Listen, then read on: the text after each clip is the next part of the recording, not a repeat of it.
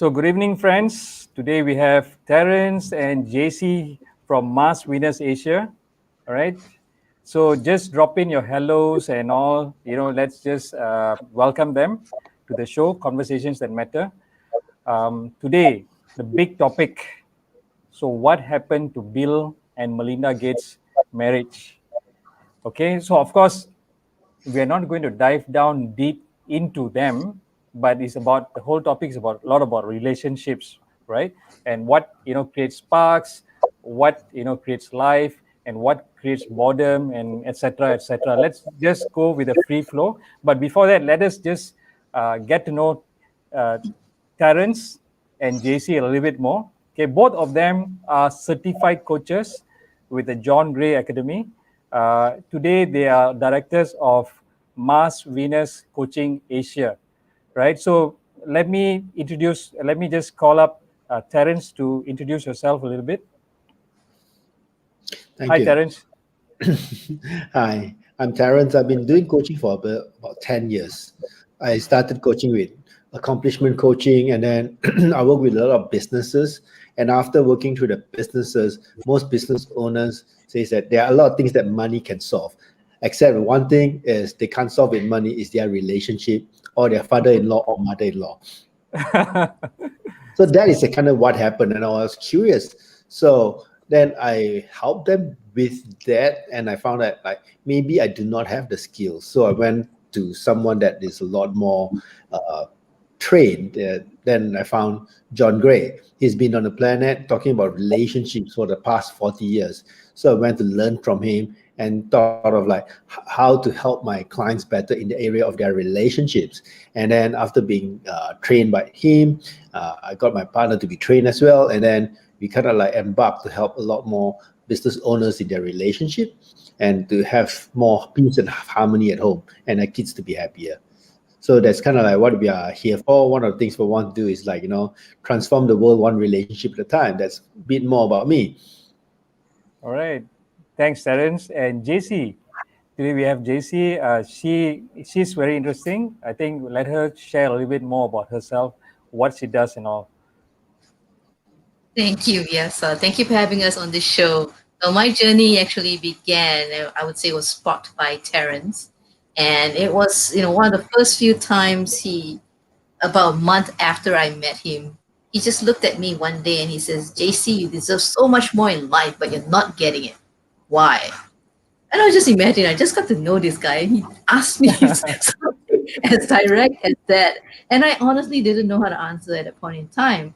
And deep down inside, I was just boiling and boiling. And a part of me wanted to deny that, but a part of me said, he hit the nail on the head when he said that. And I was just amazed. And that was really what sparked me on this journey about 17 years ago, right? And I have 17. Terence. Yes. Wow.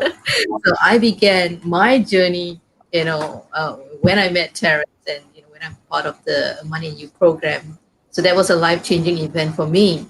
And later on, as I continued to grow in this organization, what I noticed, especially when we were stuck at home in isolation in MCO, there are couples who are 24/7 in close proximity with each other. And there are also couples who continue to be apart even after so long, right? So they are long distance relationship. And what actually keeps those relationships alive? Because as you are so close to each other day to day, there is a lot of friction, right? Yes. Yes, in the past, you used to be able to escape to work and have some of your alone time, but now you don't, right? You're stuck at home 24/7 with family. And how do you deal with that stress? So it came to our attention that a lot of my friends, especially, they used to be really strong couples, right? You never think that this couple would actually break up, but they did. And that's when I started to look a lot deeper into question and say, what really happened.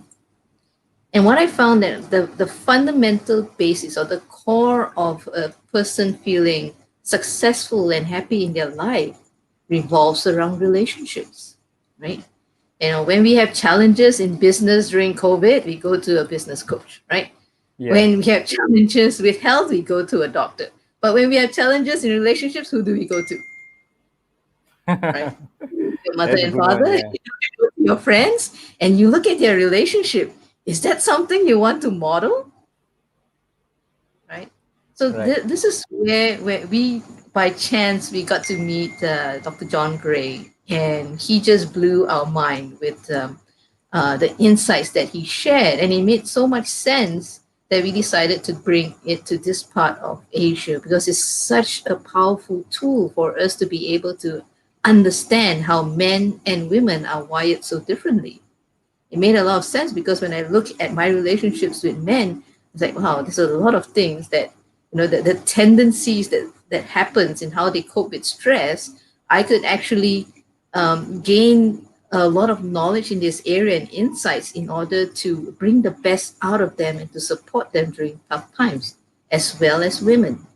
So this is really knowledge that I feel should be accessible to a lot more people, and that's when we embarked on our journey to bring, relationship coaching to this part of the world. Yeah, and it's been so rewarding. Awesome. So both of you are doing the Mars and Venus coaching, right? Yeah, I used to be a big fan of the book. I still am. Mars and Venus. It just blew my mind on how we tend to react to each other. The success, how men react and how women react. Just and how we think of each other, the way we think and all is just like so very different. Yeah, Okay. it is very different.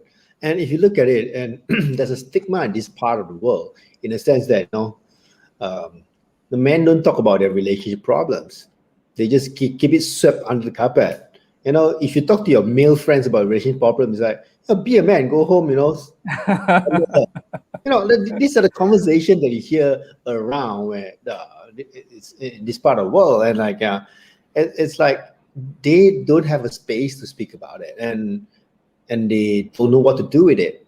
So therefore, it usually kind of like lead to emotional violence or physical violence or just distance. So that's kind of what's happening, and it's kind of like shameful to talk about relationship in this part of the world.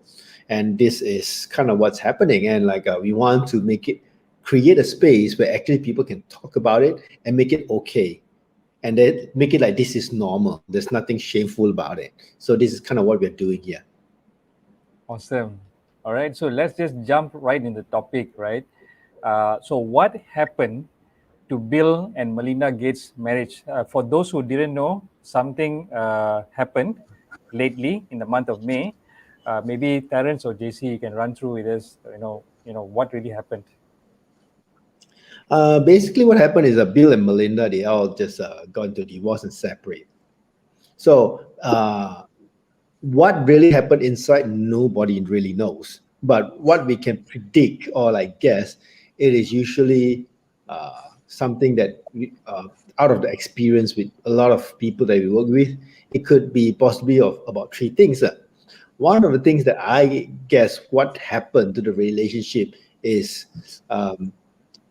they are talking about the divorce for some time already, and it is not new. It's like, you have seen a lot of people like, late divorce and so on and so forth. It's not new. It's like they have been wanting to, but they do not want to do it until the kids grew up. Right.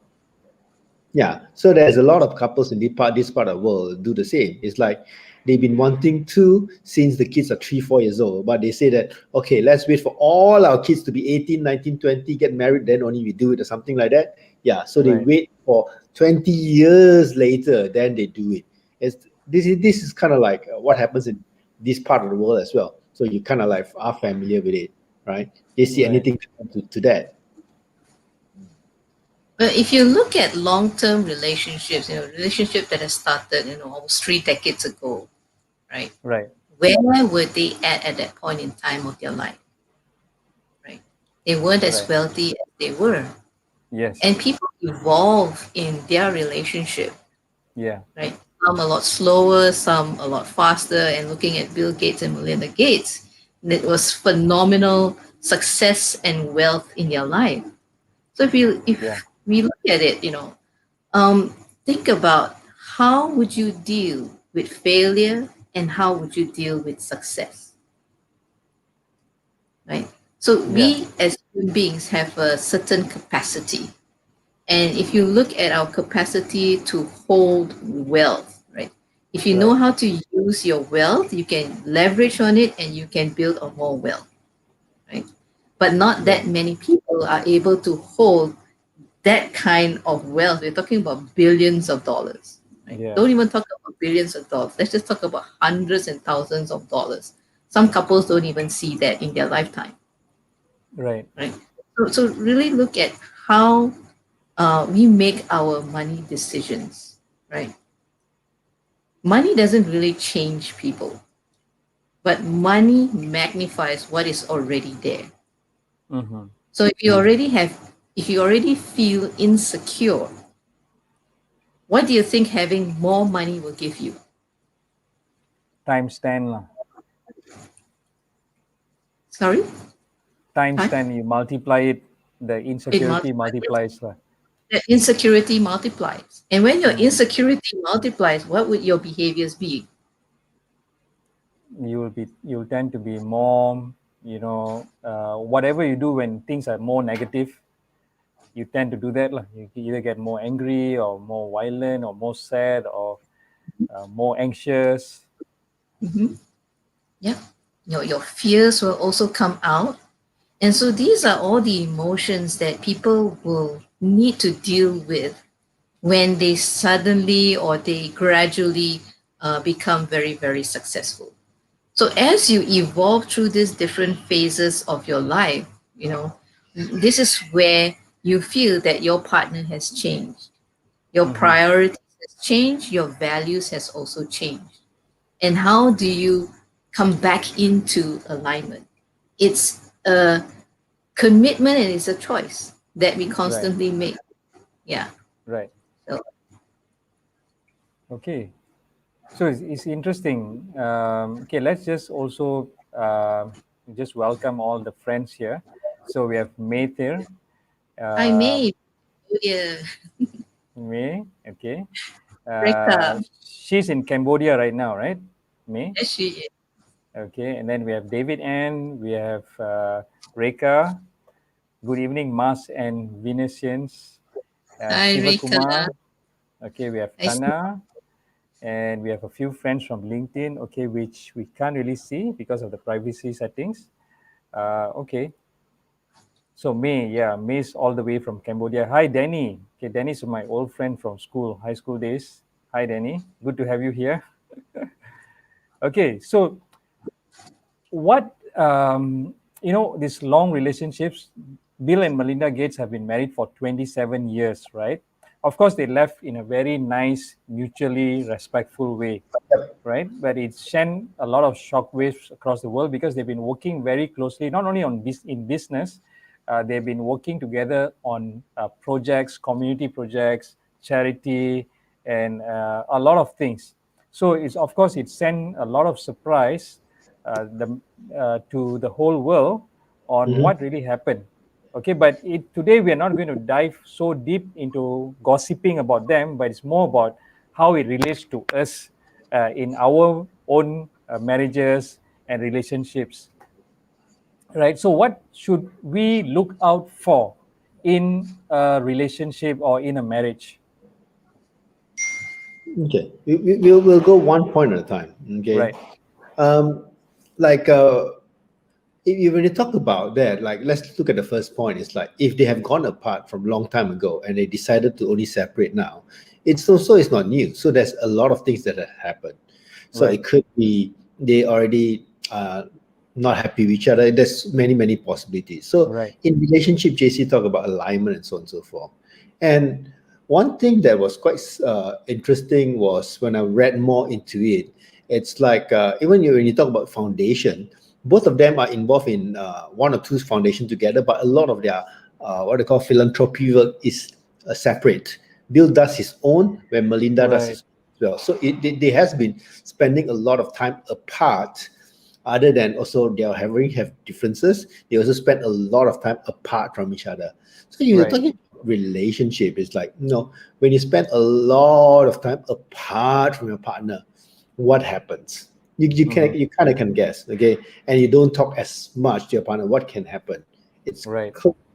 so it's about, and when you talk about constant communication, is the easy thing to talk about. But when you ask the people, it's like when you constant communicate, you stay with the person day and day in and day out. What kind of communication do you have with your partner? Right. Is it like, what's for dinner? What do you cook? This kind of communication is like, on the surface level, Right. like what kind of communication to keep the relationship alive is what the question I'm asking for those that's listening in. What kind of communication do you have? Right. So Jamie Lee has said busy being busy. Yeah. So if you look at busy being busy, you really ask Right. yourself, are you using busyness as an escape? Right. Right? I think frequently that's the is used, being busy, right? It's an easy way, it's a very logical way, and it's an accepted way to escape from things. Yeah. So let's just say you are confronted, you had a conflict with your partner, and then it is unresolved, and that keeps building up. Right. And tendency is you may choose to use work and business as your escape route. Just say, "Oh, I'm really busy right now." So that just gives you a reason to disconnect from your partner, to avoid pain, to avoid conflict, to avoid hurt. Mm. So you look at what is it that you are already not happy with, and that you're using that as an escape.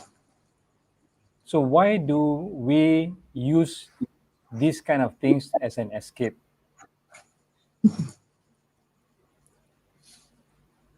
Why don't people talk to each other? These kind of things, like in deeper conversations and all. But there are many reasons. Some of it could be wanting to hold on to being right, right? So uh, one of my friends I saw on Facebook was asking, "What's the best marriage advice that you could ever give me? I'm going to get married soon." And a lot of people say that your wife is always right. Now, they say Okay. joking, but a lot of people say your Right. wife is always right. Right. And you just think about it, whether it's a joke or whether you're really believing it to be true. And if you Right. believe it to be true, just imagine how you are experiencing your relationship.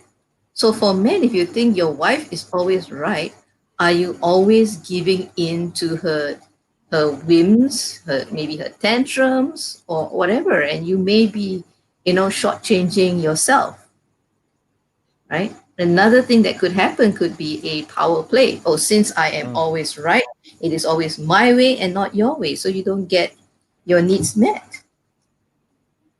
So simple And you things can like you that. can and you can grow apart also.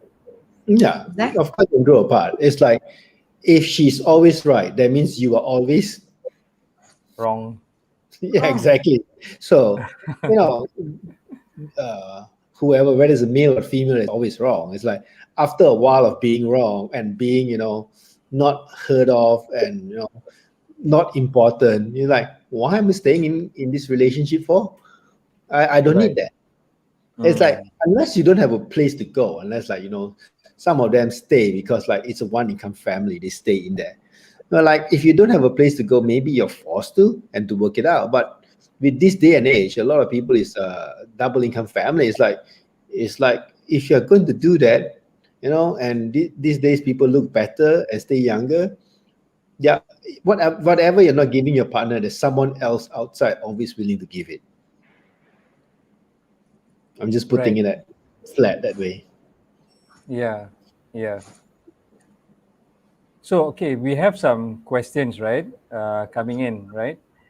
So May has said escape because don't know how to. When we talked about escape just now, because we don't know how to deal with it, don't know how to solve or heal or address it. Okay. And then Siva Kumar has said, well, sometimes communication breakdowns and ego plays a big part in relationship breakdown. Okay. And a question.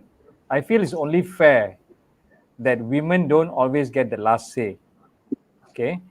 Because this your setting is private, so I can't really see your name. Maybe you can shout out your name also, right? If you know, I'm reading out your comment right now. I've known a few men perhaps falling under stress because some women may be throwing their emotions at them. Thoughts, please. Yeah, this is like, eh, this is when you don't draw boundaries. Right. It's like when you don't draw boundaries. It's like, when, if you have a belief that, in the house there always have to be harmony. When someone is screaming at you, you just stay calm and, be that way, and then things will resolve. That's if that's what you're told and what you're taught, and then you believe it, then you practice that. So you also train that when she screams at you, you stay still and then be screamed at. So okay, if I scream at you and I don't get anything out of it, I'll still keep screaming, and then that's the training. And then if the woman is trained to scream at you all the time, they will continue to do so, and it will cause the man stress. That's kind of what happens because it is trained that way. Unless you say that, no, I don't deserve that. Can you stop doing that? Say it nicely, not from anger, not from ego, just from communication, just putting it there. And if the person have no ability to do so, then there's a lot more work to do with the couple. But like my thoughts is, yeah, don't allow things like that to happen. Imagine this: if your kid is being screamed at by someone else, what would you do? So imagine that, then do that to yourself if you're being screamed at. That's kind of what I'll say to that. Oh, Grace. Okay, Grace. Yeah, Grace is here. Thanks, Grace. I couldn't see your name just now. Okay. I hope that answered the question. Yes. So, Grace, does it Yeah. answer the question? So, all right. So, let me go on to the next one, right? Terence, that's exactly what is happening. Okay. Yeah. So boundaries is something very, very easy to talk about, but very hard to practice if you have not practiced boundaries before. Right. And And what are boundaries? boundaries is like you train people how you want to be treated, or how you feel that you deserve, how much you feel you deserve. That's kind of what I talk about boundaries. Mm-hmm. Yeah. And And like boundaries could be in many, many areas: in finance, boundaries; in food, boundaries; in money spending, money boundaries; in the bedroom, boundaries; in anything. There's so many areas that we talk about boundaries. So I don't know which area it is. And when sometimes, usually, the what I call conflict happens, most probably in the area of is finance, and then or kids. So that's kind of what happens. Or like in the area of control, they want certain people to be certain way. So, and if it's not established, then from the start, then conflict happens, and sometimes all this conflict happens. so, how can you go about setting those boundaries? Maybe you can give an example on, something, some specific area, perhaps. JC, why don't you go with that? Well, let's look at money boundaries. As two separate individuals before you came together, you already have your own money habits, spending habits, how you make your decisions, and where you spend your money is what you value and what you prioritize in your life. Mm-hmm. And then when you come together, when do you have those money conversations as well, right? And when you came together, did you also come together with debt, Mm-hmm. right? So if the couple does not have an open conversation in their committed relationship, I would say you would only have a money conversation when you know both of you are fully committed to each other. Otherwise, that conversation would not even come up, right? Then you would start to share, what is a structure that's going to work in your relationship, right? Are you going to have a joint account to go share the household expenses? Where would that money go to? Are you going to have your own separate accounts as well? So sometimes this is a common complaint I hear from women. I I don't understand how he can spend thousands of dollars just to buy a PS5 or a toy, right? So there's already a mismatch in values. And if we do not understand each other's values, then a lot of conflicts can come up just from making these money decisions. Then do you make those money decisions together or do you make it on your own? And what kind of decisions do you make together and what kind of decisions do you make on your own? So this is where a lot of communication comes in to have a better understanding of how each other works, how we operate, how we do life. And if you're not having those conversations early in your relationship, then there's bound to be a lot of relationship drama. For men, I would say they love freedom, right? Men typically have, you already have activities where you go out with your buddies, you have a lot of fun. You may have your first love, that is your car, and you love your car or your bike so much, right? And suddenly when you get married and into your relationship, what happens to all those things? Sometimes you don't get to do it anymore. Yeah, true. Right? Right. Sometimes your partner may get angry because you spend more time fixing your car or your bike, polishing it, spending more time with your buddies than you're spending with her. Right. So Right. so really think that when you are coming together, what's going to change? What's going to change in your relationship? Is that going to work for both of you? Right. So if men, you feel that your freedom has been limited when you come together in your relationship, that's already a clear sign that there's bound to be conflicts in your relationship. Right. So you may want to have a conversation around that. You're going to need time together and you're going to need time apart. Terence, Yeah. what would you like to say to that? The conversation usually goes like this. Okay, so your friends is more important than me. When they put a statement out there, what can you say? I can say, oh, so it's like, what can I say now? Just so your car is more important than me now. So these are the statements I'm sure some of you have heard before. Okay, it's not new. And when people put things like that, it is like kind of like emotional blackmail. Yeah, what is bound to happen if that is the conversation? You kind of try, okay, no, you're more important. So come hang around with me and let go of your car. So the thing is like, so what happens is she's happy, but you are not because you're not playing with the car. You're not happy, and if you're not happy long term, what do? Man or woman, the same thing happens. I'm just Some taking risk. Yeah, I'm just taking this a conversation further from what JC said. It's like when there's no boundaries is what I'm talking about. Okay, like she needs your attention and she wants to be the top of your attention and top of your priority. And when it is not, she cannot handle it. But that has a conversation we made. And usually men don't have that kind of conversation, or women don't have the kind of conversation because they're afraid when they say that my car is more important, will upset the hell out of her and then will drive her ballistic. So she wants to avoid the conflict short term, but then create unhappiness long term. So is that worth it?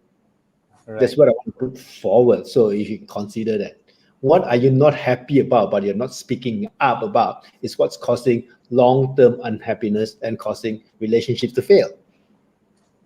Right.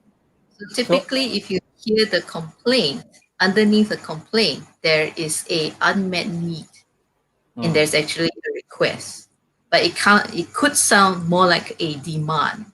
And imagine if you demand things from your partner, would your partner willingly want to give it to you or not? Right? So there's a right. way to also request for what you need. That doesn't sound like nagging or complaining, because if you keep doing that repetitively, then that is what causes a loop and a spiral, and it's going to build up. It's going to build up, and one day it's going to explode. So that's when couples tend to stop communicating with each other about what they need. And you find that from deep conversations you used to have at the start of your relationship, when you were so in awe of each other, you want to find out everything about the other person. And those conversations, as you gradually evolve in your relationship, stops. Right? You stop asking questions of discovery. You stop wanting to know more about your partner because you think you already know a lot about them already. Right? But the person who went to sleep at night could be a different person waking up in the morning.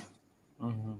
So when you stop wanting to get into that mystery and wonder in your relationship, that's when boredom starts to set in, right? The daily routine. Is this going to continue for 10, 20, 30, 40, 50 years? Oh my God, you cannot see yourself down that road. So what do people look for at that point in time? Excitement, newness, freshness, adventure. Yeah.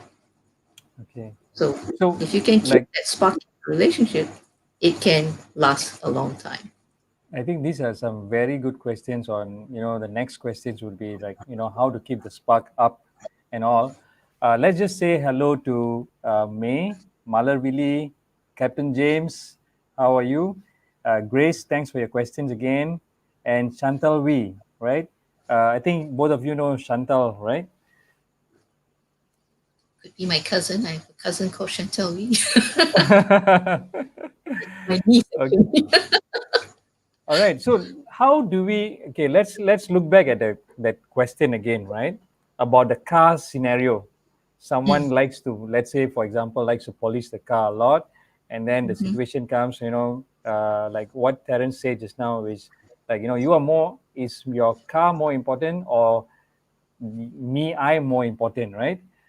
Okay, so then how do we actually go about having that conversation? Could you give an example, maybe a role play or something like that, so that we can really see what happens and how it transforms? Okay.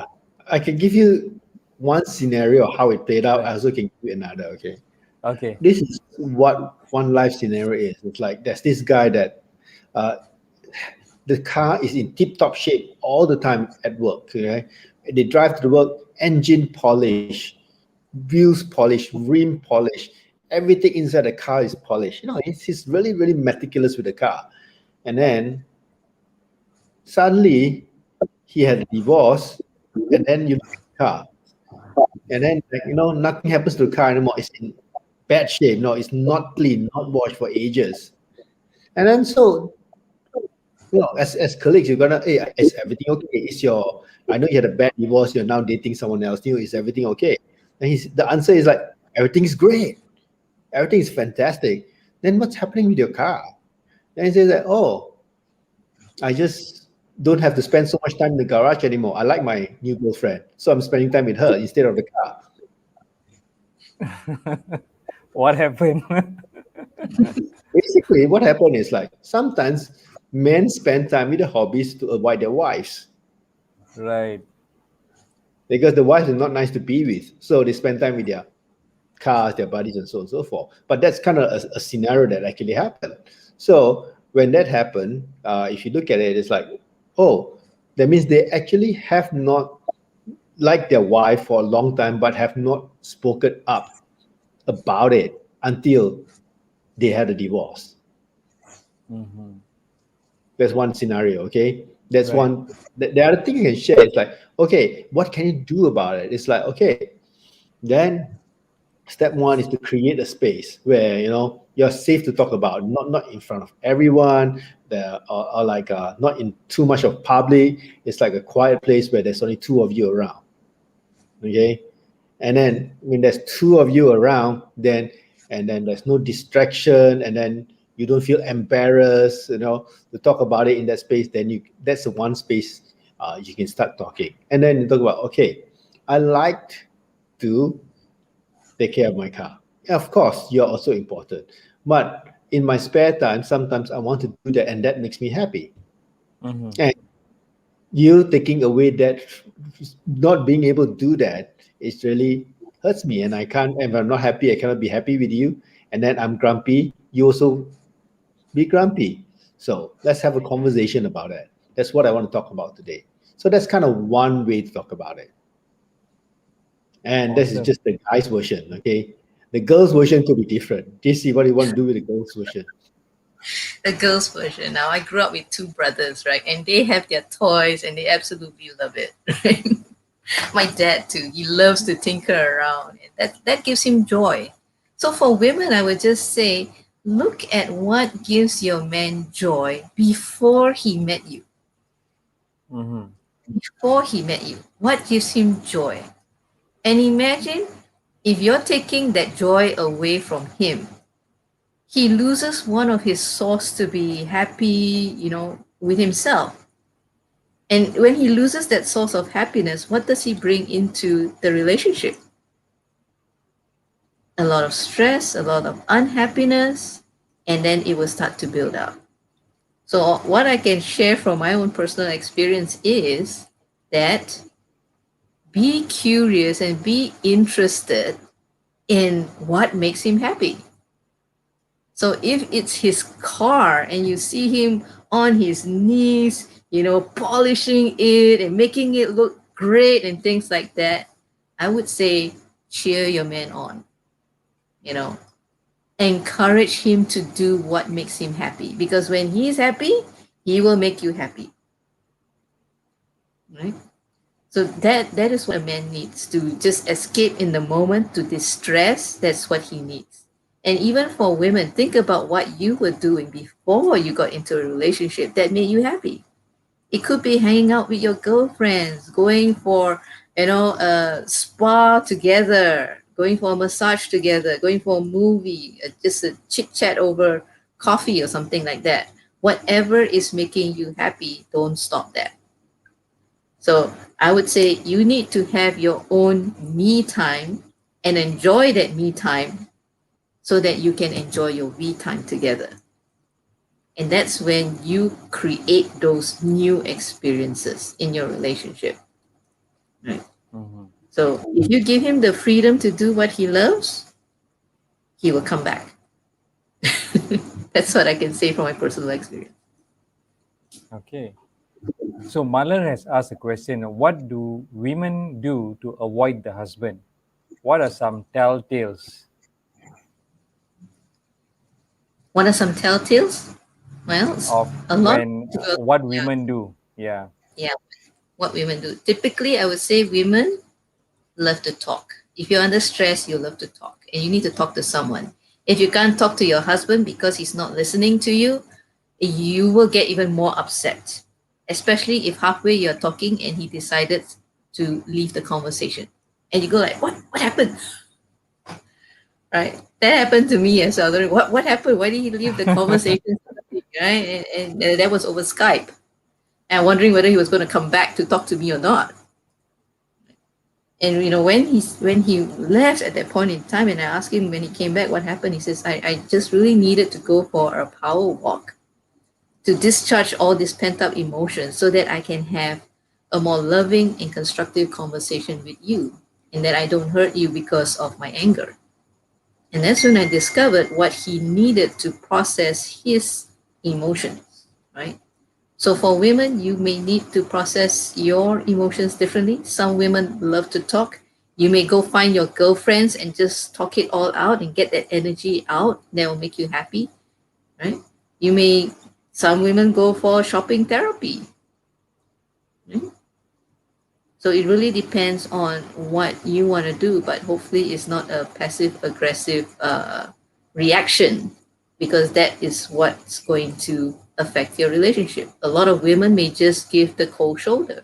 Your man may ask, "Are you okay?" And then you say, "I'm fine," but you're actually not. Underlying she is angry. with you, but she's saying, I'm fine. So you know that's a danger sign. And she might give you the Cold War treatment. So that's what I Right. see typically what women do. Right. And women tend to hold back love when you're angry. So if Mm-hmm. your partner wants to get intimate with you, even though you're still angry and upset, you will hold back love. And imagine if you keep doing that again and again and again, there'll be a huge disconnect. Okay. And Yeah. I guess what are some of the things is that women like to talk and communicate, right? So when they get angry, they want to talk about it. Sometimes they think that, okay, I should punish him by not talking to him. He should realize. So when women do that by not talking to the husband, give them a cold shoulder, that's fantastic for the man. The man says, oh, she's done. Oh, she's quiet. That means it's done. I'll go watch my TV and then I'll go do my things. It's totally okay. So this is one of the things that she does. And when she does that, she saw him being totally okay and not coming to her and talk to her. She gets even more furious. And then the cycle goes on and on and on. She gets more furious. She screams at him. He has no idea what happened. You're done. What do you mean? So they look confused as well. So that's kind of one of the things that, when you talk about women's action, that starts to be more indifferent with the husband. It is like they have gotten angry enough times that they chose not to be angry anymore. They already kind of like accepted that he is that way. When you start to have this conversation, oh, he's like that when he gets home. He's like that when he goes out. When you talk about that, he's always like that. If you have this kind of picture of who he is or he's that way, that means you're already starting to be kind of indifferent or start the cycle to be either you're loving him that way or you're kind of like stop loving him that way anymore. So if you're on a stop loving him that way, that's a sign that you're starting to be being indifferent and start to not care about him. And things that used to hurt you stop hurting you anymore, then that's a sign. So that's the two things that I can share. Mala, Mm-hmm. is your question? Yeah.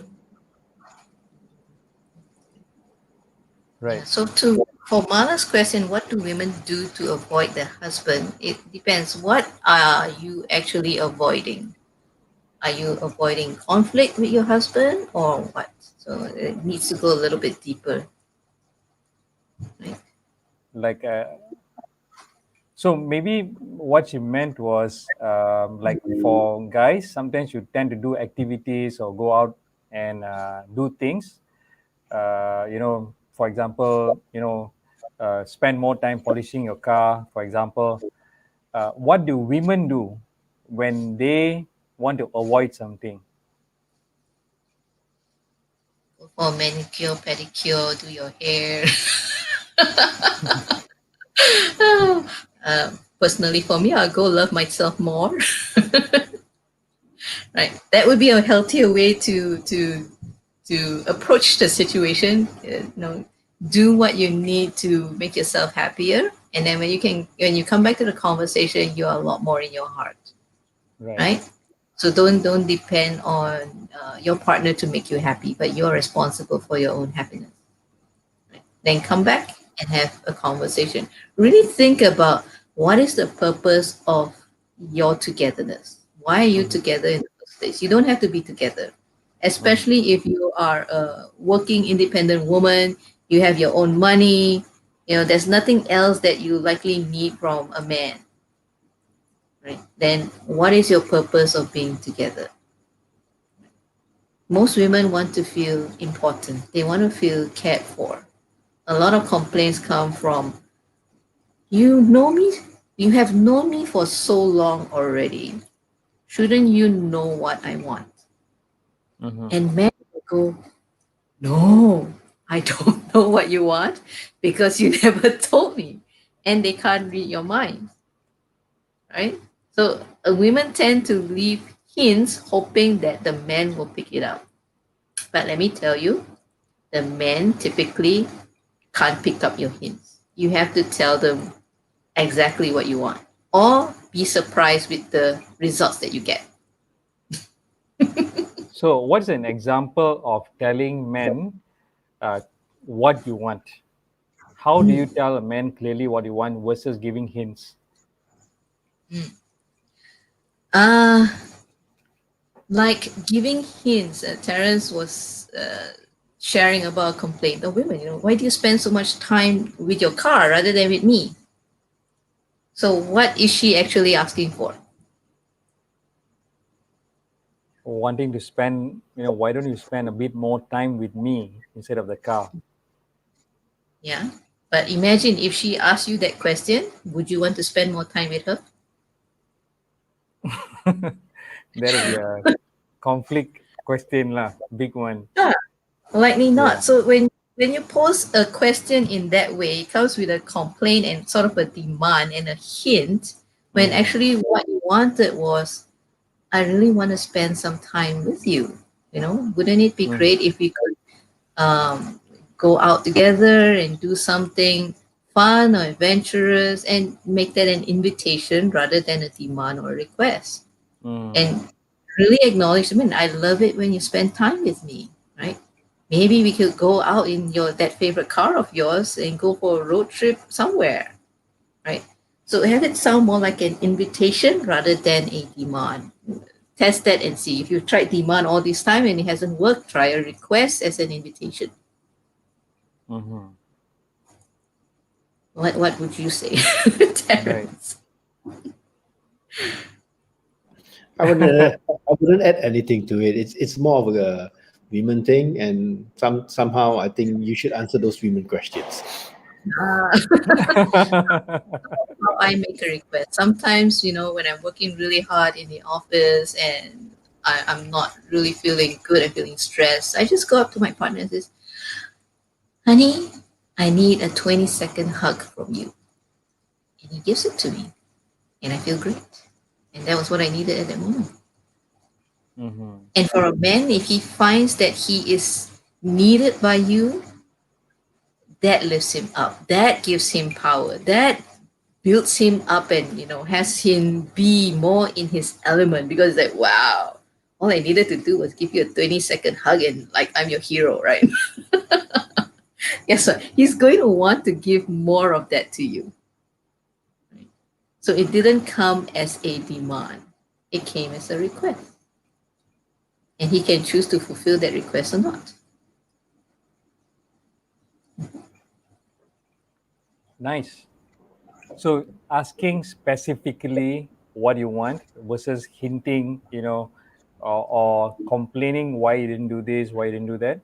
I like the way you asked a very specific question, like which is like, I want a 20-second hug from you, rather than why you're not hugging me, right? Why are you not doing something for me, right? Yeah.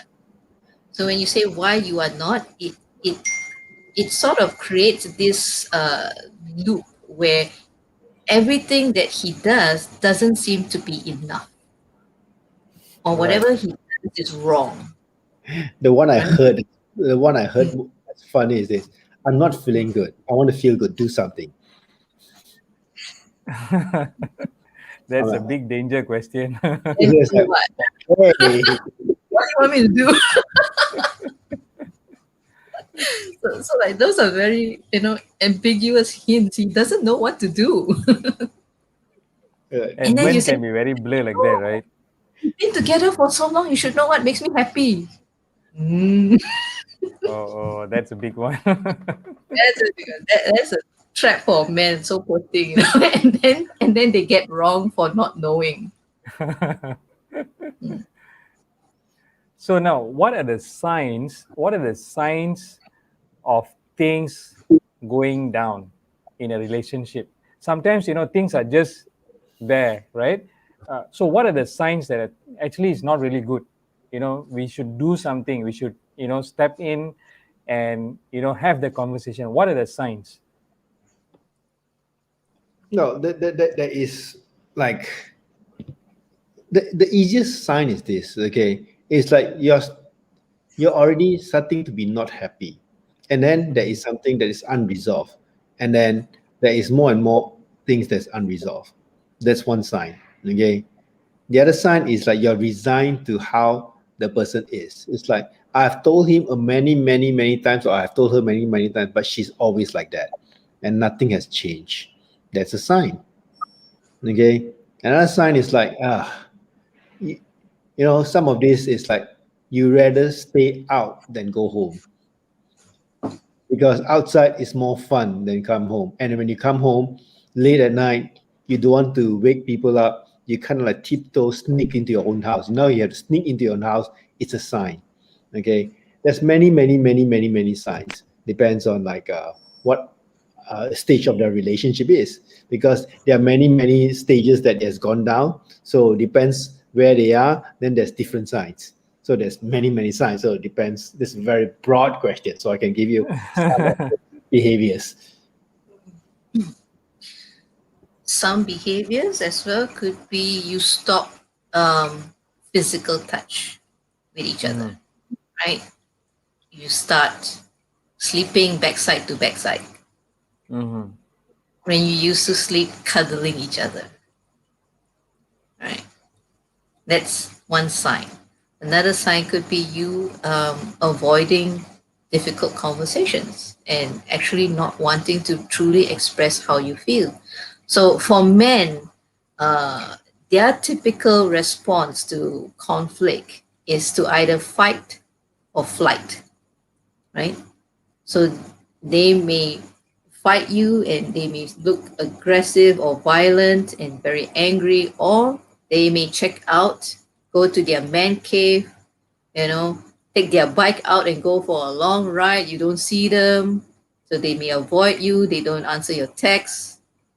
So that's one of their escape strategies. For women, it could be she taking the blame for whatever went wrong in the relationship just to keep the peace, right?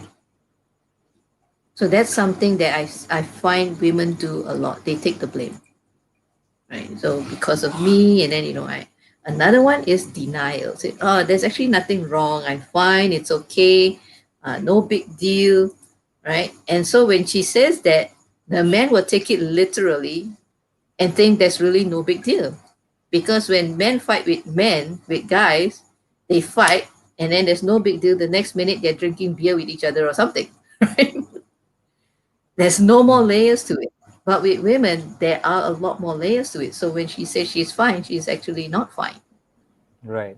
And what does she actually want? She actually wants the guy to make an effort to dig a little bit deeper. So when she says she's fine, for men, maybe just take a deep breath. If you're ready to speak at that point in time to have a hard conversation, you can really say, honey, what is it that you're really sad, angry, or upset about?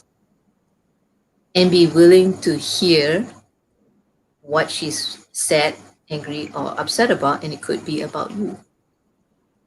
Right? Then maybe ask the next question. How could I show up for you differently in a way that you feel cared, loved, and supported? And listen for that answer. Because beneath all that anger, she actually wants, she's expecting a certain response from you, but you don't know how to give that response. Right? So for women, you may need to train your man that way on what kind of response you want him to give you. Because if he has grown up in an environment where in that family they show very little love or affection or allow for expression of emotions, that's what he's going to bring into your relationship, right? So don't expect him to show that. You need to train him on what kind of response you need in order to feel loved, supported, and cared for. It's nice that you use the word train Yeah. your husband, right? What does it mean? What does it mean? And yeah. It's like, train them like dogs. Mm. Like, when they do it, give them a reward. And then when they do it, you give them a reward until it's automatic, like the Pavlov, the bell and the food thing with the, yeah, that's kind of what happens. Like I'll give an example. It's like with me and my daughter, okay, and it's like she gets really upset at times. And when I ask her, when you're upset, what do you need? I need a hug. Then okay. But like for me, my natural thing is when I'm upset, what I like is I like my space and I don't want anyone near me. Mm-hmm. So basically, so when she's upset, I'm giving her what I need instead of what she needs. Mm-hmm. And then if you look at it, most of you will give your partner what you need instead of what they need. Right. Okay? So that's kind of like what usually happens. Yes. So and like I even though like she has told me many times before, I just sit there and look at her. Then she gets upset. I told you to come and hug me. Or say, okay, got it. Then go do it. And sometimes I still forget. And then okay, I've told you this is what I need. Come do this. Oh, okay, instructions. Right. Yeah. Yeah, but if you don't give instructions as women, or like men sometimes are just so programmed, but it's all the program from the past that to reprogram it needs a lot of training, a lot of change. So it's like Right. again and again, it is like going to the gym and practice new muscles. If Right. hugging is something that someone is not comfortable in doing, then it needs to be trained. That's all. Right. Right. So, I found it very funny at first when I heard the word train, right? But then I understood, after some time, yeah, actually, guys need to be trained, and even, it's both ways, right? Yeah. We need to be expressing clearly and not expecting someone to understand that this is the way. And Mhm. it's not just one time, it have to be done a few times, and then slowly they'll get comfortable with it, right? Yeah, it's like teaching the parrot how to talk. You need to Mm-hmm. do it repetitively, maybe over a year or two. Then maybe there's a behavior change, or then they can start to speak. So it's like I've told them once they couldn't do it. I'm done. So that is not training. That is like telling once and expecting something to change. It's like you tell a dog, don't pee in this spot, go toilet train somewhere. They won't get it. They need to be done many times. And then some because when the dog is young, it's faster. So Yeah. in this, you got an old dog, that has been around, and then now you're married to that one. And you still can teach the old dog new tricks. It's just a bit slower. Well, this applies for male and women, both sexes. JC, you wanted to add something there just now? Mm, well, looking at training, in your unconscious moments, you are training them with negative reinforcements, Mm-hmm. right? By complaining repetitively, you are training the person already to Mm-hmm. behave a certain way, which could be fighting you or avoiding you, or keeping quiet and hoping everything will just blow away and things will be fine. So you're really training them to do certain things and to behave a certain way, right? So noticing that in that moment when you may go into your unconscious reaction based on your emotions, stop yourself. Right. Just pause for a moment and ask yourself, what would love do in this moment? How could I respond differently, right, in such a way that it would actually change the results in the relationship? And then you would focus more on positive reinforcement. So that's how you get more of what you want, by giving a lot more positive reinforcement. And that's what we mean by training. Right. Okay, so friends who are here, we are going to finish up soon. So if you have any questions, feel free to drop them here, right? So while we are waiting for them to drop their last few questions, uh, JC and Terence, do you want to share? You mentioned that you have a workshop coming up, right? This next weekend. Maybe you want to just share a little bit about them.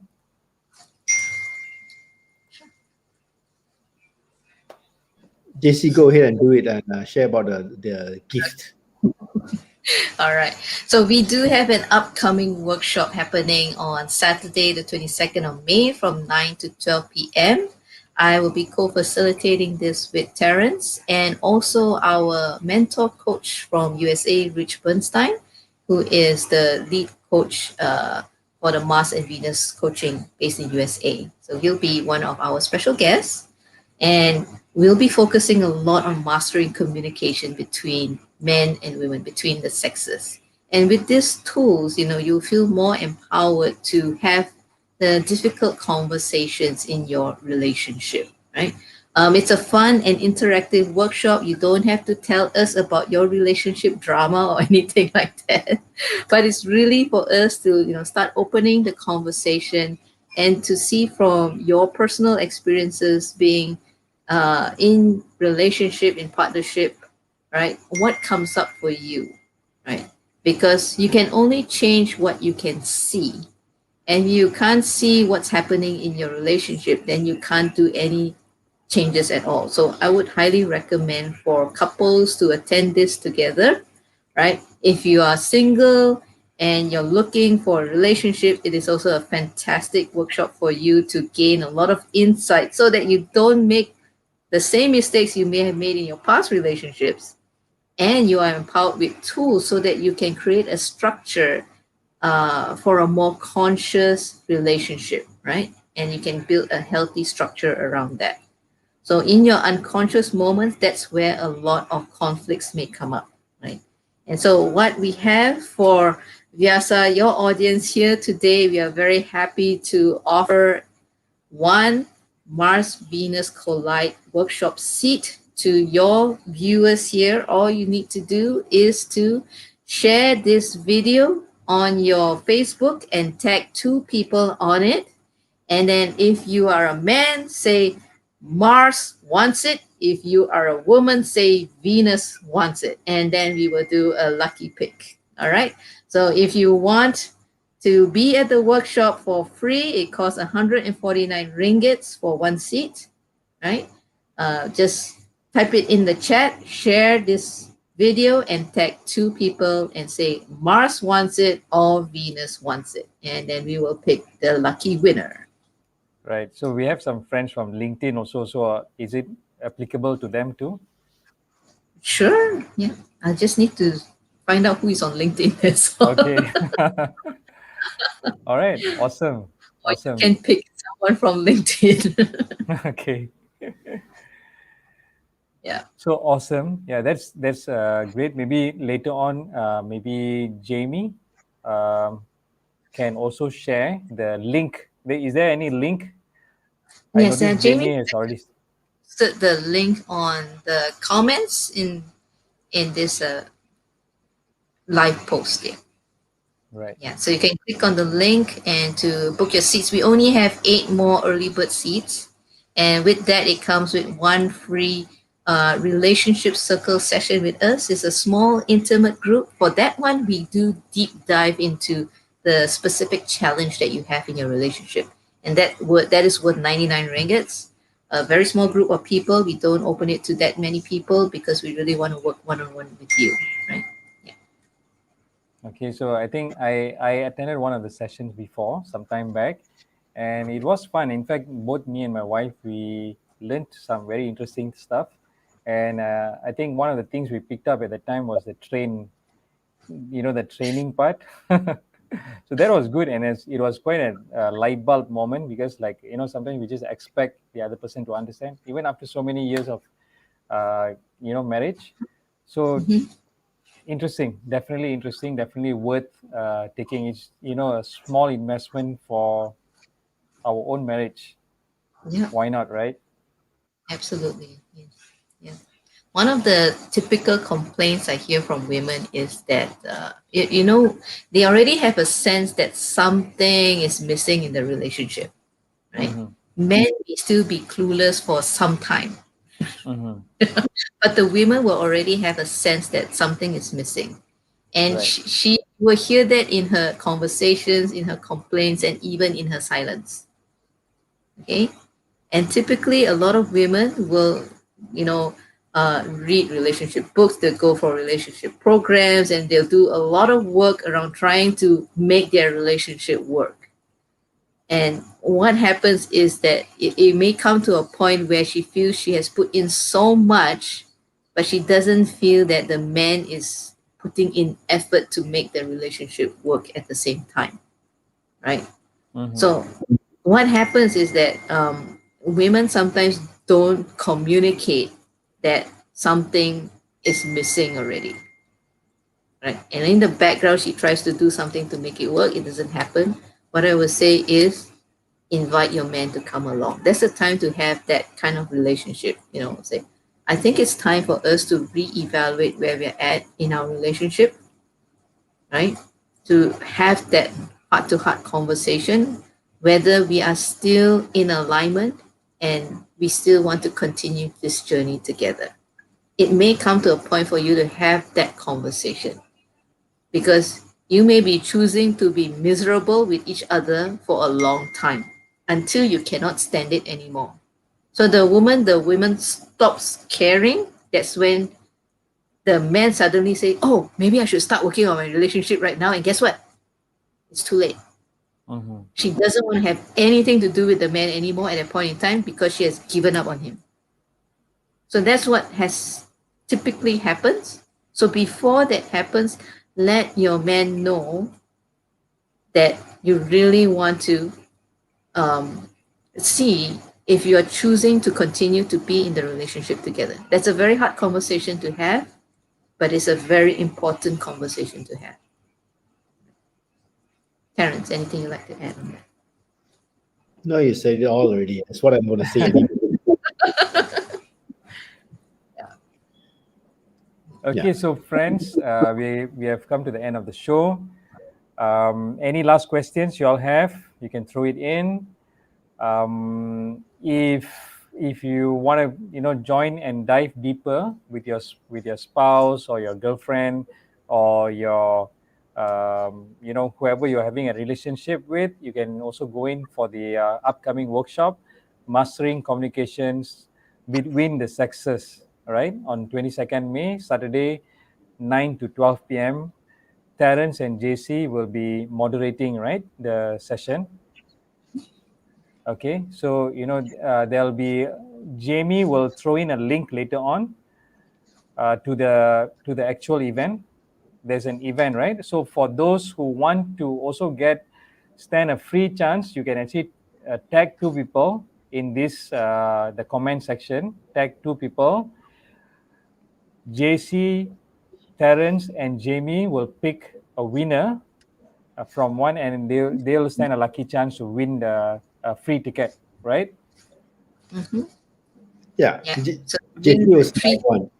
She's the boss. Yeah. She's the one. So Yeah. because this video is on for some time, let's leave it for a day or two and see and pick one, maybe by Monday or Tuesday, and then we'll be in touch with them. Yeah. Okay. So if you want it, remember you have to type in Mars wants it or Venus wants it, right? Only Mars if you wants type it Mars or wants it Venus or wants it. Venus wants it. If not, I assume that you don't want it, then it's okay. So that's where the training starts, right? That's where the training. Got to ask for what you want. Start now. Ask for what you want. And let Then me May see got how it, and she's asking, Venus you're wants it. May the force be with you. right. Yeah. So if you're really think about this, if you're stopping yourself from asking what you want just from today, you're stopping yourself from asking what you want in your own relationship. So really think about that. Yeah. All right, so ladies and gentlemen, we come to the end of the show. Thank you very much for joining us. Thanks a lot, Terence and JC, for the excellent tips. I loved it. It's always a good learning lesson with you guys. There's always something clicking, something ticking up there when I hear y'all. Thank you very much for joining us this evening, and just stay on the show after this when we end the live. So, friends, again, thank you everyone for joining us. I hope you got some nice nuggets and something you can probably immediately practice. And if you want, you can always join the session this coming Saturday. All right. So thank you very much again, and bye bye. Bye-bye. So remember to ask for what you want before midnight.